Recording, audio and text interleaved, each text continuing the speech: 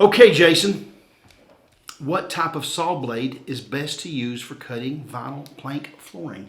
It really ain't the best. I mean, you don't want to go out and buy $100 saw blade that you use for trimming, but you don't want the cheapest easy. If you get something 40 tooth somewhere in there, work fine. You don't have to go break the bank to get a blade to just cut it, because it cuts pretty easy. So more teeth it's like women. More teeth is better.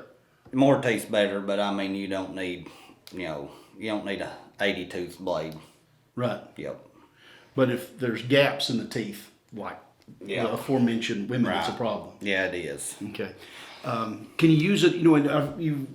When you're cutting wood, like heavy wood, you can use an old blade and not have to worry about what it does to it. What does an LVP do to a blade? I don't remember the laminate days when you cut laminate with a saw blade. It didn't matter what quality it was. When you got done with that job, that saw blade was junk. So we always used old ones. What's the deal now with wood? LVP does a lot of the same because it leaves a coating on it, so it takes the sharpness out of it. Sometimes you can clean them off. A lot of people use an oven cleaner and spray on them. It takes that film off of it and it'll cut better.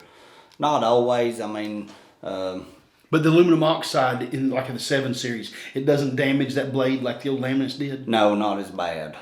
So if you were going to do if you're going to do your house, would you use an old blade? Yeah, I'd use an older blade, or just if I was buying one, I'd buy a medium price blade. A cheap one, really cheap one. Cheap one will work. But they saved enough money on the flooring, they can probably afford a better saw blade. Right. Good talk. Good. Good answer.